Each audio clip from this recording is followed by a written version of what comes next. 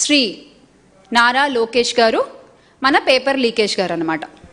So ఈయనని ఎందుకు ఇంత ఖచ్చితంగా ఒక ఫెయిల్డ్ ఎడ్యుకేషనల్ మినిస్టర్ అని చెప్తున్నానంటే, నేను ఒక విద్యాశాఖ మంత్రిగా ఉన్నప్పుడు ఆయన చేయాల్సినటువంటి బాధ్యతలు ఏంటి, ఆ రంగంలో అభివృద్ధి చేయడానికి, ఆ విద్యారంగాన్ని అభివృద్ధి పదం వైపు నడిపించడానికి ఆయన తీసుకోవాల్సినటువంటి ప్రణాళికలు ఏంటి, ఆయన అండర్లో ఉన్న గవర్నమెంట్ స్కూల్స్ని ఆయన ఎంత జాగ్రత్తగా చూసుకోవాలి, అందులో చదువుకునే పిల్లల యొక్క భవిష్యత్తును దృష్టిలో పెట్టుకుని ఆయన వేసేటువంటి ప్రతి ఒక్క అడుగు కూడా ఉండాలి. కానీ ఈ రోజున ఆంధ్ర రాష్ట్రంలో ఉన్న విద్యాశాఖ మంత్రి గారి అండర్లో గవర్నమెంట్ స్కూల్స్ ఎంత దారుణంగా ఉన్నాయో మొన్నటికి మొన్న ప్రాణాలు కోల్పోయిన ఒక బాలుడి సంఘటనతో, ఆ ఉదాహరణతో మళ్ళీ చర్చనీయాంశమైంది. మనందరికీ తెలుసు, ఈ కూటమి ప్రభుత్వం అధికారంలోకి వచ్చిన దగ్గర నుంచి విద్యారంగంలో ఎన్ని అవకతవకలు జరుగుతున్నాయి, ఎన్ని పేపర్ లీకులు జరుగుతున్నాయి, ఎంత అన్యాయం జరుగుతోంది. గవర్నమెంట్ స్కూల్స్లో ఎన్నిసార్లు ఫుడ్ పాయిజనింగ్ అయ్యి పిల్లలు హాస్పిటల్స్ పాలయ్యారు, కొంతమంది అయితే ప్రాణాలు కోల్పోయారు. అలాగే విద్యారంగం ఎంత నిర్వీర్యం అయిపోయింది, ఇవన్నీ కూడా మనకు తెలుసు, మనం చూస్తూనే ఉన్నాం. కానీ మొన్న జరిగినటువంటి ఘటన నిజంగా బాధాకరము. మన్యం జిల్లా సాలూరులో 10వ తరగతి చదివేటువంటి విద్యార్థి, ఆ విద్యార్థి పేరు అరుణ్ తేజ. ఆ అబ్బాయి చదువుకుంటుండగా ఆ అబ్బాయి పైన గోడ కూలిపోయి ఆ అబ్బాయి ప్రాణాలు కోల్పోయాడు. చదువుకోవడానికి స్కూల్కి వచ్చాడు, ఇంటికి మాత్రం ఆ అబ్బాయి మృతదేహం వెళ్ళింది. దీనికి కారకులు ఎవరు? అసలు పిల్లలు చదువుకునే చోట కనీస సదుపాయాలు ఉండవా? కనీస జాగ్రత్తలు తీసుకోరా? ఇది అక్కడ ఉండేటువంటి అధికారుల నిర్లక్ష్యం కాదా? ఆ అబ్బాయి తల్లిదండ్రులకి ఎవరు సమాధానం చెప్తారు? 10వ తరగతి చదివేటువంటి అబ్బాయి, బోల్డంత భవిష్యత్తు ఉన్నటువంటి అబ్బాయి, కేవలం నిర్లక్ష్యం వల్ల, కేవలం అధికారుల నిర్లక్ష్యం వల్ల ఈరోజు ఆ అబ్బాయి విగతజీవిగా ఆ తల్లిదండ్రుల దగ్గరికి చేరాల్సిన పరిస్థితి వచ్చిందే. దానికి కారణం మీరు కారా? అందుకే చెప్తున్నా నేను, నారా లోకేష్ గారు, పేపర్ లీకేజ్ నారా లోకేష్ గారు, మీరొక ఫెయిల్డ్ విద్యాశాఖ మంత్రి, మీరొక ఫెయిల్డ్ మంత్రి. మీరు చాలా డబ్బాలు కొట్టుకోవచ్చు, మీ పేపర్లలో చాలా గొప్పలు చెప్పించుకోవచ్చు, మీ మీడియాలో, కానీ నిజం ఏంటనేది ప్రతి ఒక్కరికి తెలుస్తూ ఉంది. అందరూ ఈ రోజున కంపేర్ చేస్తున్నారు, అందరూ ఈరోజు కంపారిజన్ స్టార్ట్ చేస్తున్నారు.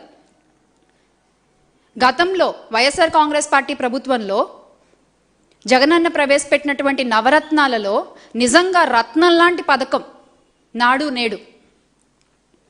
గవర్నమెంట్ స్కూల్స్ యొక్క చరిత్రని తిరగరాసినటువంటి పథకం నాడు నేడు. ఆ పథకం కింద ఎన్ని గవర్నమెంట్ స్కూల్స్ని జగన్మోహన్ రెడ్డి గారు ఎంతలాగా ఆ స్కూల్స్ రూపురేఖలు మార్చారు, అందులో చదువుకునేటువంటి పిల్లలు తీసుకునేటువంటి ఆహారం దగ్గర నుంచి ఎంతలా శ్రద్ధ పెట్టారు.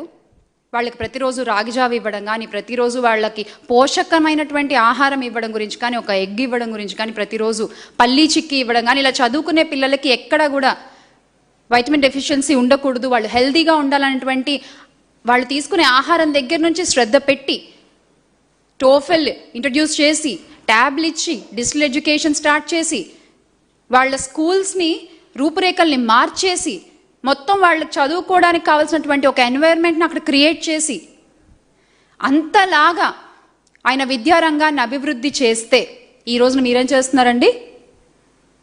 సరిగ్గా స్కూల్స్ని పట్టించుకోకుండా, ఆ స్కూల్స్ ఏ స్థితిలో ఉన్నాయో తెలుసుకోకుండా, దాన్ని బాగు చేయకుండా, గోడలు కూడి పిల్లలు చనిపోతే ఆ తల్లిదండ్రులకి కడుపు కోతను మిగులుస్తున్న ఘనత ఇప్పటి విద్యాశాఖ మంత్రి నారా లోకేష్ గారు మూటగట్టుకుంటున్నారు. అండ్ చాలా ప్రౌడ్గా చెప్తాము, గవర్నమెంట్ స్కూల్స్లో అడ్మిషన్కి రికమెండేషన్లు చేయించుకున్న ఘనత కూడా వైఎస్ఆర్ కాంగ్రెస్ పార్టీ ప్రభుత్వానికే దక్కింది. ఎస్, ఎక్కడైనా ప్రైవేట్ స్కూల్స్లో మాకు అడ్మిషన్ కావాలి, రికమెండ్ చేయండి అంటూ తల్లిదండ్రులు అడుగుతూ ఉంటారు. కానీ జగనన్న చేసినటువంటి మార్పుల వల్ల, జగనన్న హయంలో ఇంక్లూడింగ్ టీచర్స్ దగ్గర నుంచి వాళ్ళు బోధించేటువంటి విధానం వల్ల ఎంత అడ్మిషన్స్ పెరిగాయి గవర్నమెంట్ స్కూల్స్కి. దానివల్ల సీట్లు దొరక్క మాకు గవర్నమెంట్ స్కూల్లో మా బాబుకి మా పాపకి సీట్ కావాలి, కొంచెం రికమెండ్ చేయండి అని గవర్నమెంట్ స్కూల్ అడ్మిషన్స్ కోసం రికమెండేషన్స్ అడిగారు అంటే ఎంత గొప్పగా గవర్నమెంట్ స్కూల్స్ని తీర్చిదిద్దారు జగన్మోహన్ రెడ్డి గారు మనందరికీ తెలిసిన విషయమే. అలాగే ఇంకొక విషయం, నాకు తెలిసి భారతదేశ చరిత్రలో ఎప్పుడు ఎక్కడ కని విని ఎరుగునటువంటి ఒక గొప్ప చరిత్ర వైఎస్ రాజశేఖర్ రెడ్డి గారి ఒక ఆశయాల్ని ముందుకు తీసుకెళ్తూ వైఎస్ జగన్మోహన్ రెడ్డి గారు పేదవాడికి విద్య అందాలి అనేటువంటి రాజన్న మాటల్ని ముందుకు తీసుకెళ్తూ చేసినటువంటి గవర్నమెంట్ స్కూల్ రిఫార్మ్స్లో ఇంకొక చరిత్ర ఏంటో చెప్పనా, గవర్నమెంట్ స్కూల్ స్టూడెంట్స్ ఐక్యరాజ్య సమితిలో పార్టిసిపేట్ చేయడం, అక్కడికి వెళ్ళి అక్కడ ఉండేటువంటి స్టూడెంట్స్ ఇంప్రెషన్ని గెయిన్ చేయడం, వాళ్ళు మన ఆంధ్ర రాష్ట్ర గవర్నమెంట్ స్కూల్ పిల్లలతో ఫోటోలు తీసుకోవడం. This is called history. Nara Lokesh గారు, ఇది సక్సెస్ అంటే. కానీ మీరు మీ హయాంలో గవర్నమెంట్ స్కూల్ అడ్మిషన్స్ ఎంతలా పడిపోయాయి నిన్న అసెంబ్లీలో మీరే ఒప్పుకున్నారు కదా.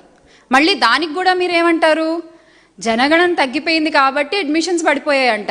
ఎంత చక్కగా కవర్ చేసుకుంటారండి అసలు మీరు. మీకు పనిచేయడం చేతకాక, మీరు ఆ శాఖను సరిగ్గా పట్టించుకోక, మీరు కనీసం పిల్లలు తినే అన్నాన్ని కూడా సరిగ్గా పెట్టలేక, పేరెంట్స్ అందరూ కూడా ఈరోజు బాబాయ్ మాకొద్దు గవర్నమెంట్ స్కూల్ అని కూటమి ప్రభుత్వంలో పారిపోతుంటే దాన్ని కూడా మీరు ఎంత చక్కగా కవర్ చేసుకోవాలో అంత చక్కగా కవర్ చేసుకున్నారు నిన్నటి అసెంబ్లీలో. అక్కడికి ఐక్యరాజ్య సమితికి పిల్లలు వెళ్ళారు అంటే గొప్ప కాదు, అక్కడికి వెళ్ళిన తర్వాత ఆ పిల్లలు ఎంత బాగా పర్ఫామ్ చేశారు, ఆ పర్ఫామ్ చేసే విధంగా వాళ్ళని ట్రైన్ చేసిన టీచర్స్, ఆ టీచర్స్ అలా ట్రైన్ అవ్వడానికి కారణమైనటువంటి ఆ శాఖ మంత్రి, అసలు ఆ విద్యారంగంలో అంత రిఫార్మ్స్ తీసుకురావాలని ఆలోచించిన అప్పటి ముఖ్యమంత్రి వైఎస్ జగన్మోహన్ రెడ్డి గారు. ఇది ప్రాసెస్, ఇది సక్సెస్.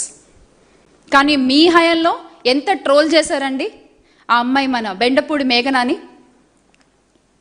లోకేష్ గారు, మీకు ఒక ఓపెన్ ఛాలెంజ్.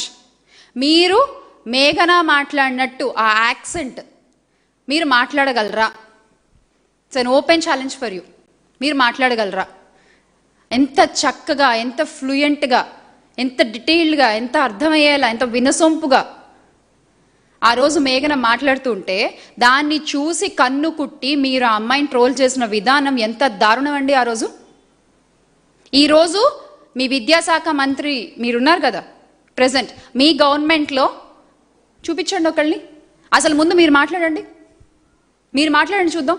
నిన్న మొన్న మీరు ఇచ్చిన ఇండిపెండెన్స్ డే స్పీచ్ లాగే ఉంటుంది అది కూడా.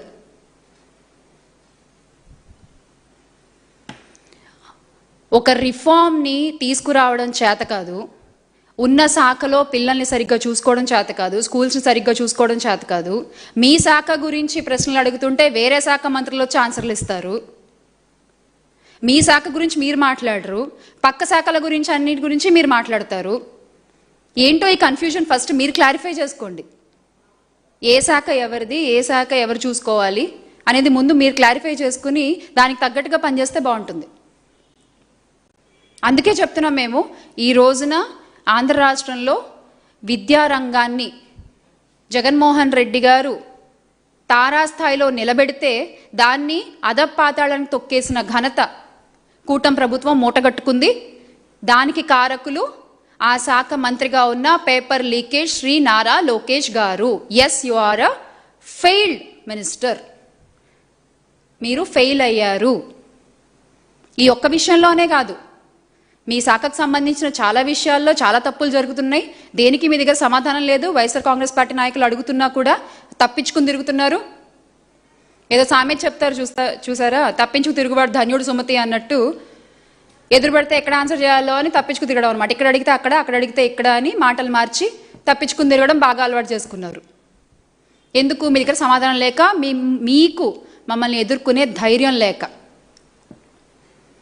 మీ శాఖలో ఈ రోజున ప్రాణం కోల్పోయిన అరుణ్ తేజ్ది ఇటీవల జరిగినటువంటి సంఘటన అయితే, అంతకు ముందు మీరు అధికారంలోకి వచ్చిన దగ్గర నుంచి ఇలాంటివి చాలా జరిగాయి. అప్పుడు హోంమంత్రి గారు కూడా వెళ్ళారు కదా, భోజనం చేస్తున్నప్పుడు తల వెంట్రుక, బొద్దింక మీ అందరికీ గుర్తుండే ఉంటుంది. అసలు అప్పుడే మొదలవ్వాల్సింది కాక్రోచ్ మూవ్మెంట్ ఏపీలో. నిజంగా మీ శాఖని ఇప్పటికైనా సరిగ్గా పట్టించుకుని దయచేసి ఇంక ఏ తల్లిదండ్రులకి కూడా కడుపు కోతను పెట్టద్దు. దయచేసి ప్లీజ్, చాలు. ఇప్పటి వరకు మీరు మీ వల్ల పోయిన ప్రాణాలు చాలు, మీ వల్ల ఏడ్చిన తల్లిదండ్రులు చాలు, వాళ్ళు కార్చిన కన్నీళ్లు చాలు. ఇక మీదటైనా ఇలాంటివి జరగకుండా చూసుకోండి.